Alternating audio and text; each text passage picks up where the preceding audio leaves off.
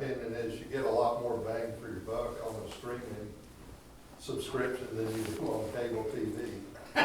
You know, if you're one of us, I think that's very true. I think that's very true.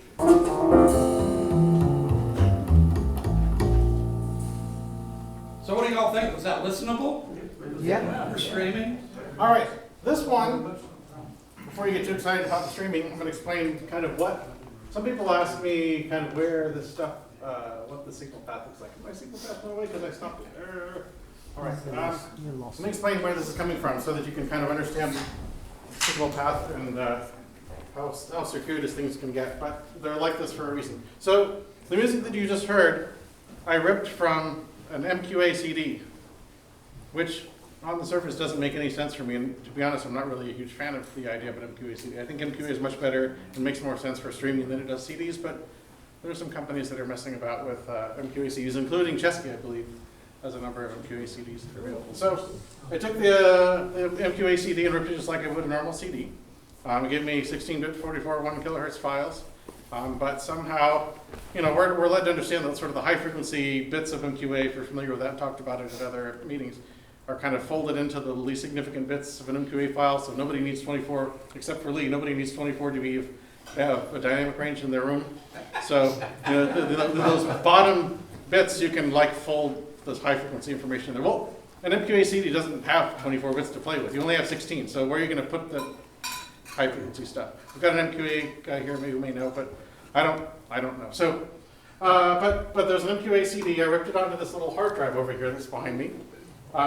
So this tiny box, there's a little tiny box over there. I should put pictures up here. You can come by and look at it later. There's a little tiny computer over here. I'm going to get out of the way. There's a little tiny computer over here that is connected to that hard drive.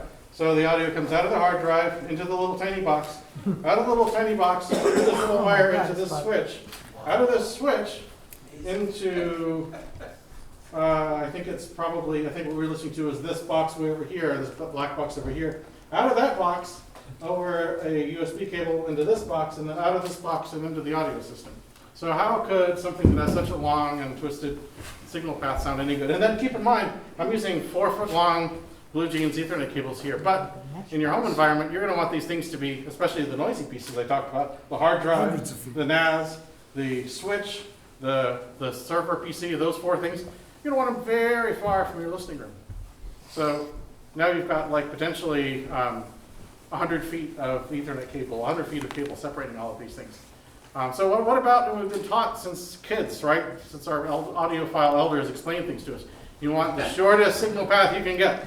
Use the shortest cables that will reach. You want as few components in the signal path as possible. I mean, unless you just want to buy a lot of components, right? So, you know, consider an integrated amp versus a preamp and power amp, unless the benefits of doing that kind of outweigh the losses involved in adding more bits to the signal path. Because every time you add something to a signal path in the analog world, you're adding distortion, you're adding noise, you're making things just a little bit worse in theory. Yeah, go ahead.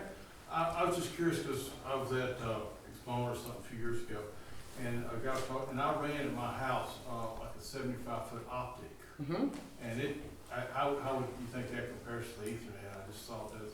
He cut back on a lot of the noise. It does a great sound. Lee can verify that for you. He's heard it before. Yeah, it solves some problems. It can create others. It kind of depends. So there are losses that happen when you have and noise that's created when you go. Anytime you do any kind of media conversion, right? So you're going from copper to optical, and then from optical back to copper. And so you can, unless you buy very good equipment, you can end up with some problems happening at those 2 conversion points. We see that a lot with Toslink. This is why nobody takes Toslink seriously in the audio world, right? Because the Toslink has a sort of copper to optical and optical to copper conversion. Plus, the cables generally aren't very good, but you end up with, you know, jitter probably on the order of 4,000 picoseconds of jitter or some crazy amount because these conversions aren't very good. So yes, you've got galvanic isolation, so you don't have ground problems, but now you've traded those for other kinds of problems. In the networking world, I'm not going to say that it can never sound good. In your environment, it works very well. I know other people that have had good luck with that as well.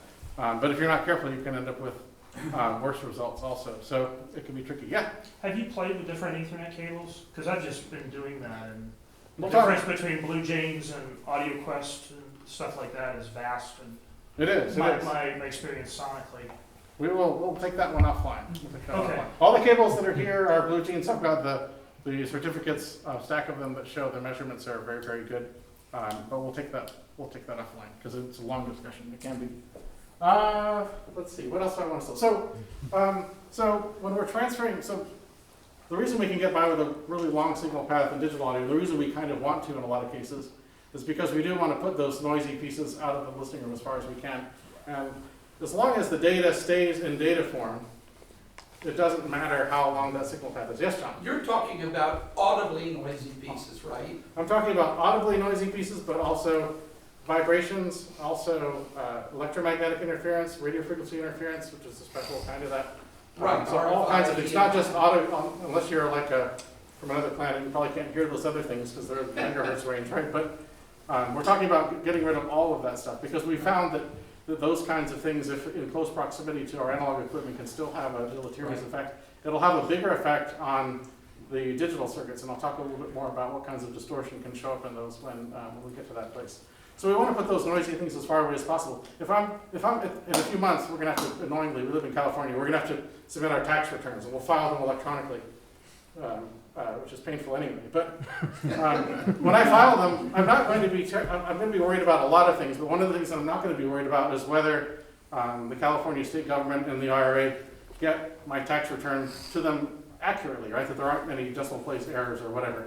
In other words, whatever I saw on my screen, I'm incredibly confident they're going to get without any loss. So as long as an audio and computer networks and data networks, they don't know the difference between our tax returns and audio signals or audio files. So as long as we're staying in kind of that data realm, you can have a connection that's as far as you want. You can go literally around the world without any kind of loss really whatsoever. Now we can have corruption, but all network protocols are designed to handle and detect corruption and correct it. So data communications is more like a conversation than it is a kind of broadcast, right? So if you and I are doing data communications, I'll send you something, and I'll embed it in that thing that I send you. There'll be this little math that you can do to see if what I sent you is accurate.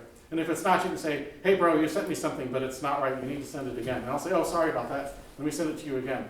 And we go back and forth. You'll acknowledge the things that I send you, you'll tell me whether they're bad or not. If they're bad, I'll send it to you again. And we'll repeat that process as many times as we have to until you either get a good, perfect copy of the data that I'm trying to send you, or we give up because it took too long to figure this thing out, right? And then we have a kind of outage. But as long as we stay in that data communications realm, where timing is really not that important as long as it's fast enough, we don't have any losses whatsoever. So we can have super duper long network connections and not worry about and super long data paths and not really worry about any kind of losses from an audio perspective.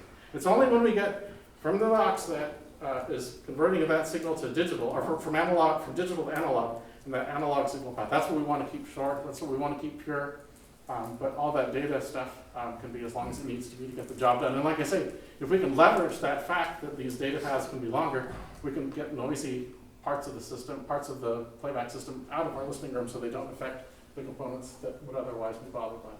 Yeah, when you think about how long your Ethernet cables are at home, just consider how far it is to the title server. Right, exactly. Good point. We were talking about Cat 5, right quick, David. Yeah, Cat sure. 5, Ethernet, physical connections. That's usually good enough. I think most people are using Cat 5e, which is a little bit higher bandwidth. Cat 6 and Cat 6e are starting to show up. If you buy a brand new house, it'll probably be wired with Cat 6 or Cat 6e. The Cat 6e can handle 10 gigabit bandwidth, so you could stream 4K video to 28 devices in your house and not run out of bandwidth.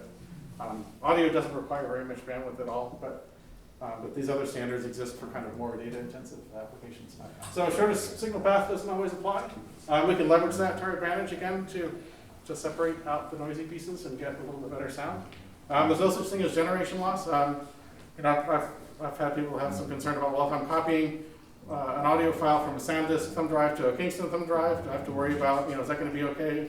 Does the SanDisk one sound better or worse?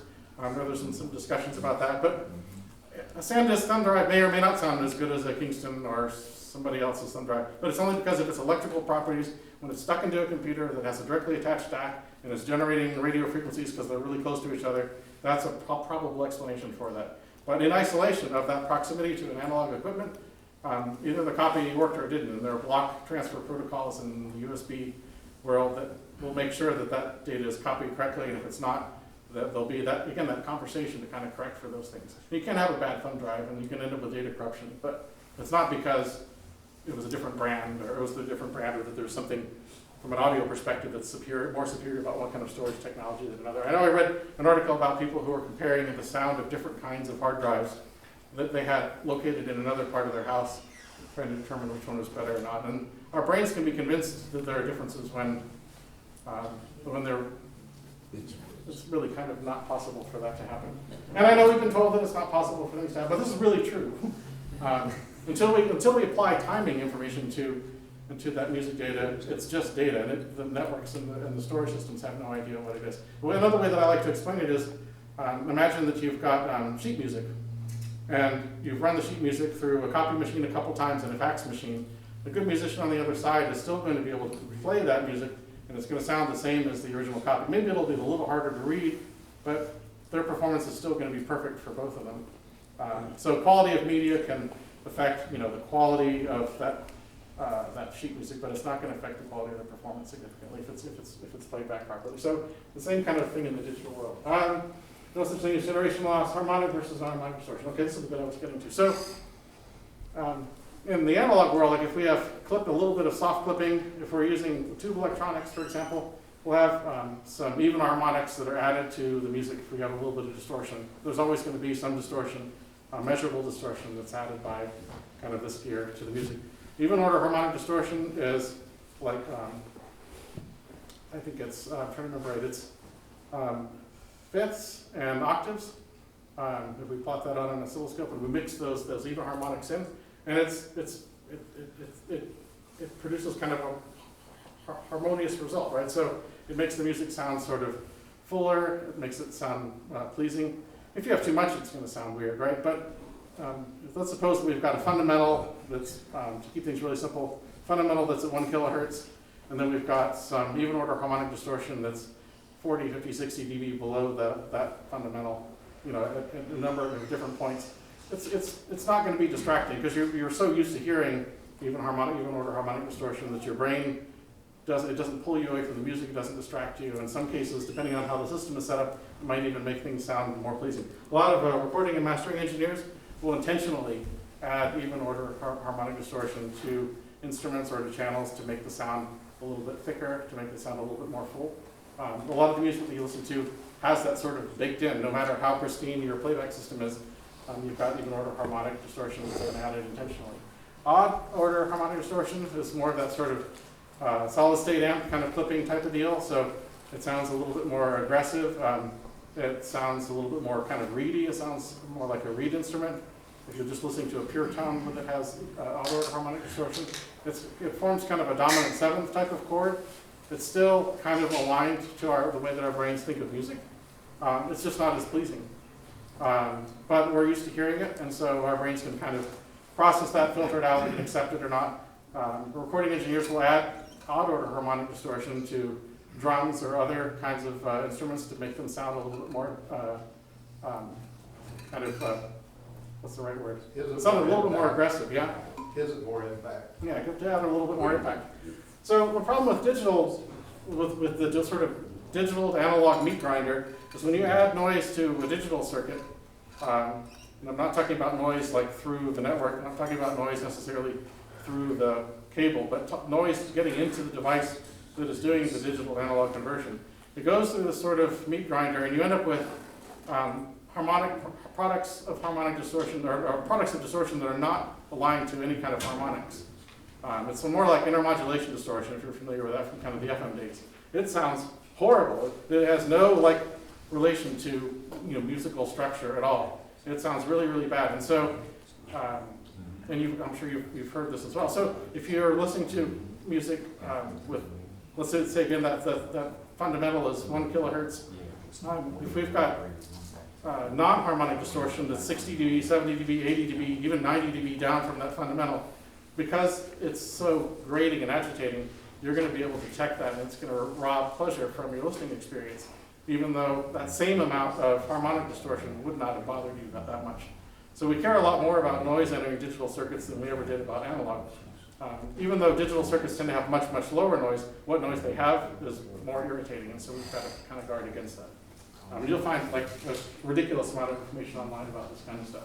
But I just want to introduce you to that concept. If in case you've been wondering why you like the sound of your analog gear, but you've never been kind of able to kind of cotton up to digital gear, it's probably because the setup that you have has these non-harmonic distortion products that are kind of messing with your head and taking a lot of the fun out of the listening experience. But you can fix those. There's a bunch of different ways to go about that. So this is why we're trying to keep the noise out of the listening room as much as possible. So fan noise and vibrations are pretty obvious. I went to a guy's house that had like a big Synology NAS with 5 drives, 2 fans in the back, sitting in his component rack. So like literally, if you put your hand on the rack, you could feel the vibration from these drives running. So like we obviously know that's not going to be very good. Now you didn't have a turntable in the rack, or probably would have figured that out pretty quickly. But even our analog circuitry, if you put anything that's making vibrations next to that tube amplifier, you're going to get some microphonics, you're going to get some stuff that you don't like coming out of that thing. A lot of analog circuits are sensitive to physical vibrations. You'll see people put, these like pointy things like I talked about underneath things. You'll see people put bricks or heavy weights on top of their equipment to kind of dampen out some of the vibrations. And it makes a little bit of a difference. Is it night and day? Would normal human beings detect it? Probably not. But we're not normal. We've already established that. So it's a thing, right? So you don't want these physical vibrations in your room at all. You certainly don't want some like non-audio thing, IT gear, computers, switches, and things like that, contributing that kind of sound to your environment. So hard drive noise. A friend of mine had this big Sony media player that had a built-in hard drive, and it was all DSD. It had a bunch of mod write updates, so it was about a $5,000 box. But I could hear the hard drive from my listening position like 14 feet away. So, it was really kind of tough to get it. You just turn the volume up, I guess, and maybe you don't notice it as much. But like, why are we doing this? We're audiophiles. We don't want that in our listening room, so just don't have it there. RFI, EMI, we'll talk about ground plane contamination a little bit. There's lots of different ways that these kind of noise things can get in. One of the concerns is that noise will come in over an Ethernet connection. I took a look at this. Ethernet is, all the little switch ports in these devices are magnetically coupled. And the Ethernet spec designed this to be the case a long time ago because you're allowed to have an Ethernet cable that's 100 meters long. So probably those two devices are not plugged into the same electric circuit. They might not even be on the same phase of electric circuit. And there's going to be a voltage or a potential voltage difference in the grounds for those two devices. They may not even be connected to the same building ground because they're far apart. And so as soon as you plug in a cable that connects those two, and they're galvanically coupled, now you've got electrical current that's not related to the signal you're trying to send, passing through these two devices to try to get to ground. And that's not going to be good for that equipment. So the Ethernet guys, to solve this problem, they have little coupling transformers, little bitty tiny ones inside there that transfer the signal without any kind of a reference to ground. So they're completely decoupled. Now, does that mean that noise can't pass, like you have a 100-meter long cable, it can act like a radio antenna? It doesn't mean that noise can't also be coupled. But there's filters in there that are designed to, and they have to be there because the Ethernet won't work otherwise, that are designed to attenuate kind of non-data signals and allow the data to pass through. Are they perfect? No, they're not perfect, but they're pretty good, right? So it's possible that you'll get a little bit of noise that passes through a network cable from one network device to another, even though they're connected through a switch or otherwise unrelated.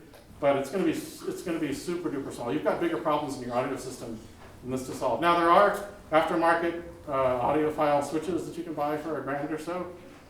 If you've got the resources to experiment with them, you're welcome to. I think if it were me, I would take that $1,000 and buy some tube traps or something to improve the acoustics in my room, or those ears that you kind of wear. You know what I'm talking about, right? We've got some at the club, I think, so that you can hear a little bit better. There are probably like a lot of other places that you can invest that money to get a bigger impact than messing around with the networking stuff. But it is a thing. You'll hear people talk about it. Proper grounding is pretty important. Like I said before, we don't want electrical current flowing between our boxes because they have a different potential to ground. So we want all of our components in our audio system to be grounded, but we only want them to have one ground. There's a ton of information on the internet. I'll include links about proper grounding. I think you guys pretty much know what's going on, but they're aftermarket things. For a lot of the reason this is important and relevant to computer audio is a lot of the computer audio components that you buy, just like our old CD players, they only have electrical cords with just 2 plugs. They don't have that ground pin, right? And so they can be kind of left floating. There are aftermarket devices that you can get if you're concerned about that, so that you can properly ground those devices even though they're powered by a switch mode power supply or wall wart or something that doesn't have grounding set up in it properly. But you want a single path to ground for all of your devices to try to keep that ground plane noise as quiet as possible. There's nothing magical about grounding something that eliminates noise. It's not true that the noise magically sinks to ground. But if you do have a difference in potential for the ground levels in these components, there will be current passing between them, sometimes quite a bit.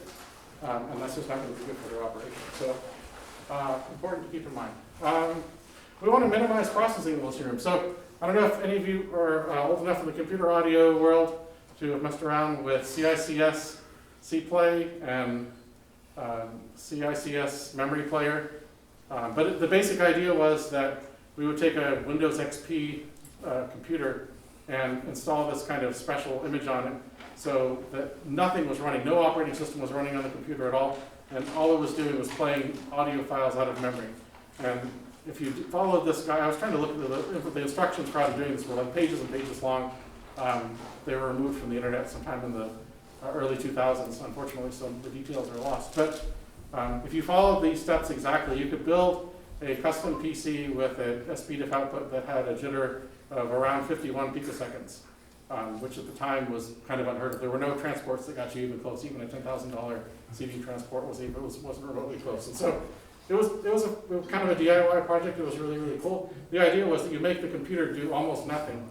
You maybe have a more powerful CPU than you need, but all it's doing is transferring little bits of audio data out of memory to that SPDIF output, and no other processing going on whatsoever. And if you're familiar with JPlay, if you've messed around with that a little bit, it's kind of the same idea. They've got a mode in JPlay they've had for a while where you can play music while your computer's in hibernation mode. I don't even know how you would do that, but hibernation mode on the computer basically has the computer, its memory state persisted to disk and it powered off. But I guess there's enough going on that this one little thread of execution can run to feed audio data to your DAC. And like you have to basically, you have to wait for the album or whatever you've queued up to play to finish playing before you can get control of your computer again. It's a very kind of audiophile masochism kind of way to do things. Right? You guys know what I'm talking about, right? So, but all these things, all these experiments that happened early on, and some of them are still going on, what they revealed was that a busy CPU equals bad audio. A very, very quiet CPU that's not really doing anything at all makes audio sound better. And it's just a hard, fast rule. Maybe at some point computers will be so fast and so quiet that it doesn't matter anymore. I don't think that we're quite there yet. So just as a general practice, if somebody says I'm going to connect I've got an i7 laptop that I'm going to connect up to my audio system over a USB cable, and it's going to be downloading updates and running my media server and all the rest of that stuff, it's just not, you're not going to get the best sound out of a situation like that because a noisy CPU equals noise that you're entering into your system. So, so we want CPUs that are super low power, super small, that have a very low power draw. The lower the power draw, energy is energy, right? So if something's taking a very tiny amount of power in, that Raspberry Pi uses about 1.7 watts is what I measured with one of those kilowatt devices. So tiny, tiny amount of power going into it. It is radiating EMF and RFI, but it can't radiate very much because it's not getting much energy in, right? So it's limited in how much noise it can make, where a general purpose PC might use 70 watts of power, for example. It can produce a lot more noise. And then that CPU is doing almost nothing. It's reading a little bit of data from the network, it's copying that data to its output, and that's kind of all it does. So if I log into this device and take a look at its CPU usage, it's almost entirely 100% idle. It's not doing anything at all. It's a very low power, very unpowerful CPU, using very little power and doing very little, and that helps us get better sound. Bursty data transfer is noisy, so we prefer smaller buffer sizes. Audio engineers know what I'm talking about there, so I won't go into that. And then there were all kinds of configuration options with the JPlay where you could make buffer sizes super small. And you would just keep decreasing the buffer size until you had stuttering or skips, and then you would back off from that, and that's how you could get the best sound. We don't want data to go like, here's like an entire song at once, and now because it's going to require like a lot of processing power and a lot of cycles to pull that information off of the network, versus just give me like the next few nodes, and I'll read as I go ahead. Best practices. We want to isolate and shield analog and DC power from data signals. So a lot of people, you've probably seen USB cables that are split. You've got one side that's just the 5-volt power and then a different side that's the data signal. You're probably wondering kind of why you would do that. A lot of people think that what we're trying to do is isolate the data signal from the 5-volt power signal. The opposite's true. We want the 5-volt power signal to be clean, and the data signal, if they're coupled right next to each other, you can end up with some current that's induced in the DC power connection from that data signal, and that makes the DC power connection that's part of a USB cable noisy. So that's why we split those apart. And then again, that law that says if we, I-squared L law says if we separate these things by a little bit, we get a bunch of noise reduction. So if you're wondering why people do that, that's why that is. Garbage in, garbage out. I touched on that a little bit before with formats. We're not going to play lossy formats in our system. A lot of people listen to music on YouTube. Almost everybody at my work does because they don't know any better.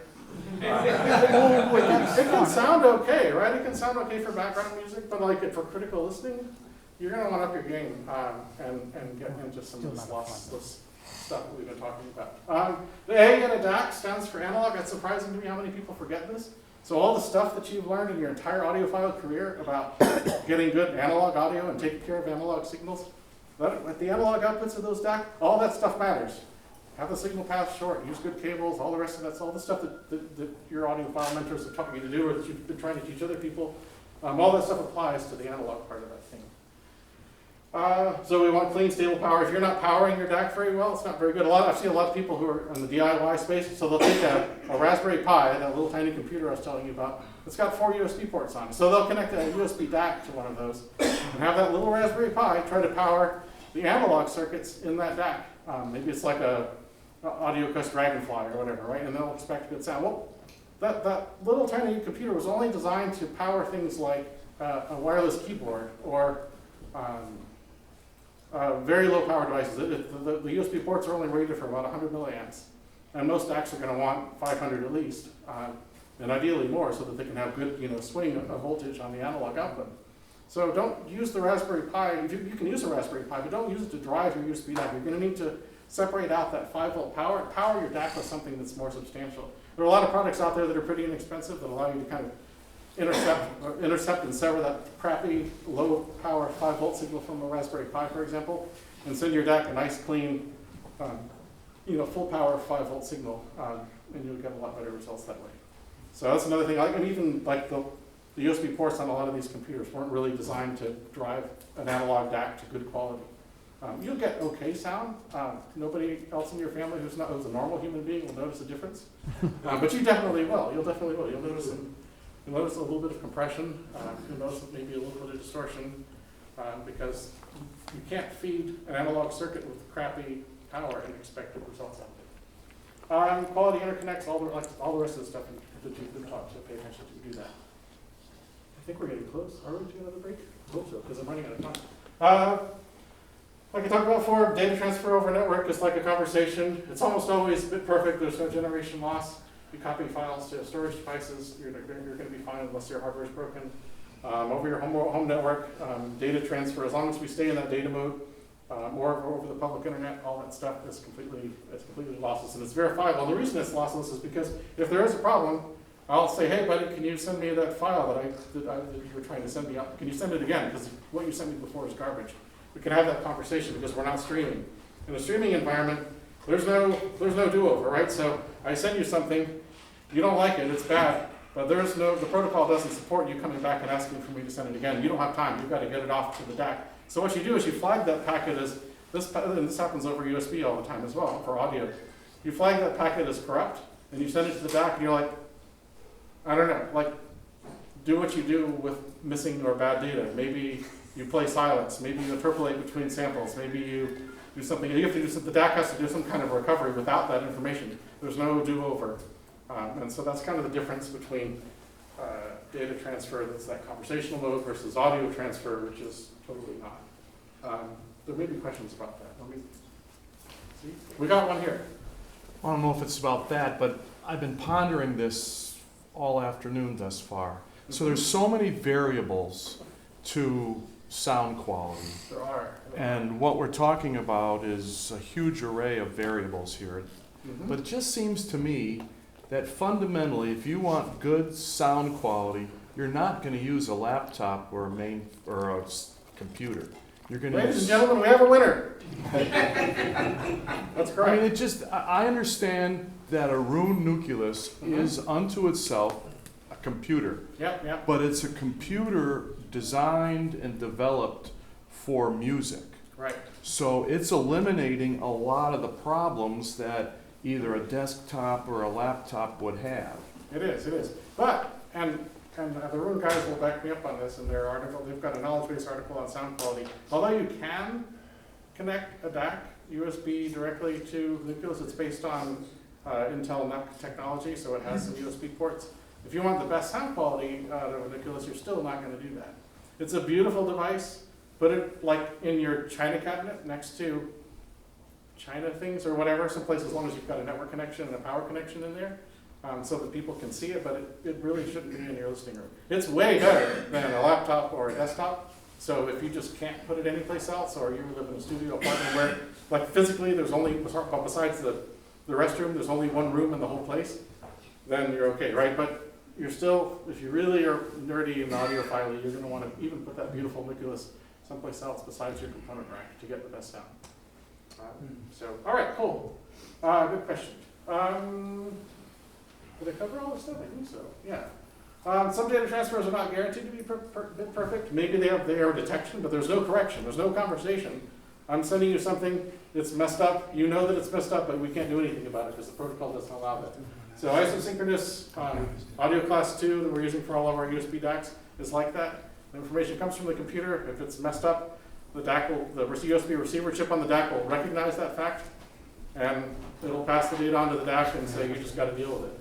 SPDIF can be like that as well. The clock, as you know, in SPDIF tends to be on the source. A lot of DACs will try to do some sort of reclocking and sever that connection, but they can't be too independent, right? Because you're streaming stuff in real time. There's no protocol on SPDIF that says, hey buddy, you sent me something bad, can you please send it again? Or, hey, our clocks are beginning to drift a little bit, can you slow down or speed up a little bit? It doesn't work like that. So there's some limits, even if you've got a DAC that's got its own clock built in, it's still got to play music in real time.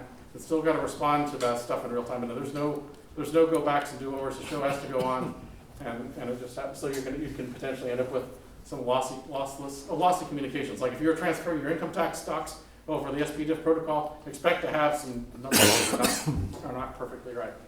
HDMI, a lot of people want to use HDMI for audio. Turns out it works okay as long as there's a good video signal present. All of our Blu-ray players and all our streaming devices that feed our HD televisions use HD. You've got audio and video, and they're all kind of synced together. The clock information for all the audio, though, is embedded in the video signal. So if you don't have a video signal, HDMI is not such a great format for audio. You'll end up with a lot more jitter and a lot more problems. And so tend not to use HDMI for pure audio stuff. CD ripping is not lossless. A lot of people are unaware of that, but if you've experimented with it, you probably have some CDs that didn't rip quite right. The information in the format of the information on the CD, I put it in my notes, but I don't remember now. But it's a really goofy format because CD players in the 80s weren't very smart. So they couldn't put a file structure on the disc like you do with DVDs or Blu-rays. There's a lot of kind of bits that have to be reread and checksums and error detection. And I wish that like commercial CDs that you would buy had a little light on them that would light up, or a counter that said how many times error correction had to be engaged when you were playing this disc. It would be really interesting information to have, right? But you just don't know. So maybe a CD player can play a disc back perfectly. Maybe you can rip a disc perfectly without any kind of error detection. But it's not the way to bet for like a whole CD collection. So there are techniques for CD ripping. You guys, I'm sure a lot of you've had a lot of meetings to talk about this kind of stuff, where you can, you rip a CD, I rip the same CD. We upload checksums of what we ripped to a central database and compare them. If you and I independently came up with the same numbers for that CD rip, then chances of you having a random error or me having a random error that was an error, was a read error on the disk, are impossibly low. So we can be assured that we both have a good copy. If it's different, then, well, if it's just two of us, we don't know who's wrong, right? But typically these online databases will have a whole bunch of people, maybe 50 people worth the same album. So 49 of them get the same checksum and you didn't, maybe wash your disk, maybe try a different drive, maybe rebuy the disk on a different place or whatever to replace it. So, so CD ripping, just because you threw a CD into iTunes and did a rip and let it go without any verification, there's no guarantee that what you have represents actually the audio samples on there. So you have to be independently verified. Yeah. Just a thing on expletive timing. I've had a number of folks in the audio industry that are pretty experienced in the recording business. Yeah. They like to use expletive converters, even at this point in time, and go expletive into the DAC whenever they can. They feel like that has a huge impact. If you have a good one, like say like a Berkeley. Yeah, Berkeley or... They think that's the best way to do USB, is to actually not use USB into the DAC. It can be, because there are a lot of problems with USB receiver chips that can make noise. You don't want that next to your audio or analog circuitry. A lot of DACs, I won't say most, a lot of DACs don't have a very good USB implementation. It's kind of an afterthought, and so having a higher quality device sitting in front of it is good. So yeah, it kind of depends. I tested the shit audio, the big Yagi DAC, and at the time that I tested it, the SPDIF interface sounded way better than the USB one. They claim to have improved the USB one. I haven't been back to revisit, but you just need to experiment with those things, and it's good to be able to do that because sometimes there'll be a difference. I mean, USB too, you've got to have drivers and stuff like that, but if you disconnect it, Exactly. it works. Exactly. All right, how are we doing on time? Running a little long. All right, we talked about some of these sort of tweak things, galvanic isolation, these fiber optic media converter things that people like to experiment with. Audiophile networking, so fancy switches or using a linear power supply on your router. Power conditioning is usually not a bad idea. What are we doing for vibration management? So if you watch any of John Darko's videos, he's usually got some kind of tungsten weight or something that's sitting on top of all of his streaming devices to kind of dampen out some of those vibrations. These are things that are all worth exploring. I don't subscribe to all of them, but my ears and my brain are different than yours, and so if you've got the resources and time, there's something to kind of look into and see if it may be appropriate for your situation. What I will say though is, if you don't have a problem that some of these things address, then putting them in your system doesn't necessarily make it better. If you don't have a problem with grounding, then a galvanic isolation between all your stuff is not going to make a difference. If you have that problem, then you should look at products that address that problem. How do you know if you have that problem or not? I don't know. Try them out. Music Direct in a lot of places let you buy something and send it back if it doesn't make a difference or whatever. Borrow something from a friend. You guys are in an audio club. You can talk to each other. You can send email and it'll go out to the whole club. You don't have to just talk to John. You have resources, like more resources than most audiophiles, and so I would encourage you to leverage those to experiment with this stuff. The club owns some of these resources, maybe, or if they don't, they might down the road. So explore those things and try them out. And I can't tell you whether they'll work or not in your particular situation, but they're worth considering. And if you have the problem, if you have noisy power, power conditioning is probably going to make a really big difference. If your power is pretty good, power conditioning is going to cost you more money, maybe, and maybe not make much difference. So, music file resolution, we talked about this a little bit already. We've got an MQA guide here. Some DACs like some formats better than others. My cheat for all that stuff is to have some computer someplace else far away that converts all the music to a format that the DAC likes, and then I don't have to worry about processing. And also, I mean, like some DACs will do, like we talked about before, most Delta Sigma DACs, all these DACs are doing oversampling. They're doing format conversion inside of the DAC, but they're doing it kind of a chip level that's a little bit rushed, I guess, in my opinion. And so you can have much fancier upsampling algorithms on an Core i7 PC someplace than what the DAC implementer had, real estate and resources to implement on chip. So you can get a much higher quality upsampling someplace else, which will have less distortion, a lot better filters, it'll have lower kind of non-harmonic noise. And then when that signal gets to the DAC has less work to do. So that kind of division of labor makes a lot of sense. When people are talking about MQA, I don't want to get on that rabbit hole too far, but MQA kind of has a couple different parts of its decoding process. There's a core decoding part that's kind of computationally expensive, and then there's a core decoding part that's kind of computationally expensive, and then there's a rendering component that can happen on the DAC. Some of the more expensive DACs will do both of them together, but if you have a device that will do core decoding someplace else, and MQA authentication so that you can know whether it's studio authorized or not, that takes some of that workload off of the DAC and can result in a little bit better results. And it's a nice division of labor if you have that capability. Yeah? Are you using MQA now? Yeah, that last track that we played was MQA actually. So do you use that, is that Pro-Ject yours, that pre-box? That is John's, yeah, it's John's. So what device do you use to render the MQA? I've got some iFi DACs that I use. I've gotten a little bit away from being too concerned about the rendering side of things. I found that that core decoding part makes a pretty big difference, and so I don't sweat too much about DACs that have the rendering part. Some people find that it makes a really big difference. My little system may not be resolving enough to kind of highlight all of those things, and I'm okay with that. But do you prefer the software to do the first unwrap? Or I do, generally speaking, because it'll give you a lot more flexibility. And I'll explain, if we have time, I'll explain later. But one of the things that's kind of cool, Roon's the only software that I'm aware that lets you do this, is you can do MQA authentication and core decoding, and then you can apply volume leveling. You can apply room correction DSP. You can do procedural EQ or parametric EQ if your system needs that. You can do crossfeed for headphones if you're listening to headphones. You can do all kinds of processing, and you can preserve that MQA, they call it an MQB signal, I guess, but you can preserve that rendering information, put it back into the stream, and the downstream DAC can do, it's not going to detect it as an authorized MQA stream anymore, but it can still do the DAC hardware specific unfolding, deblurring, and all the other kind of fancy stuff that's implemented in hardware that's specific to that DAC. It can do that with all that processing happening on the front end. So you've got that kind of flexibility that you couldn't do before. Roon will also let you take your DSD files and do volume leveling and room correction, digital room correction, all kind of processing, while keeping the file in DSD form. It's very computationally intensive, but you have a noisy, fast computer that's someplace else and you don't care, right? So you can maintain that DSD signal path if that's important to you, while still retaining the ability to do some processing to it. It's very, very powerful stuff. Do we need to kind of move along? I don't know, do we? I mean, yeah, we're I behind. think you're about 15 minutes behind. All right, we've got a music break now. We can cut this one a little bit short. How to escape iTunes?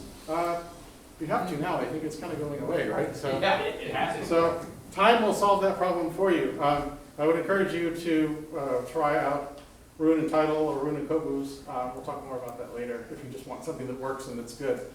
There are a lot of other options that you could explore as well, but if you don't want to, like, you just want to get to the right answers, that's probably going to be it for most people. Fundamental audio difference between various components that make up audio streaming chain. Yeah, I mean, like, the closer to your audio system, the more important things are. It's like, the closest thing to your ears is your room and then your speakers, right? So those are like the most important things in an analog audio system. Source is really important too. But, you know, you kind of follow that same kind of logic in the digital world. You know, that DAC or that component that's close to the DAC is going to be important. The further back you get in the chain, network switches, routers, whether you're using Comcast or AT&T, you know, those are so far in the background that I would argue that they're inconsequential. So just use that as a kind of a rule of thumb. Which streamers sound best for the money? I don't know what money we're talking about, so I can't really answer that. But a lot of them are pretty good. All right, cool. You guys have been great. I think we're almost done. Final stretch here. And then I'll take some questions. If I don't get through all this stuff, you guys will have the slides. You can email me. You can talk to me on Slacks or Facebooks or Hangouts or whatever all the kids are doing, whatever you're doing, as long as it's legal. If it's not, I don't want to hear about it. All right? Uh-oh. That precludes. It does filter out some things I know you have in mind. So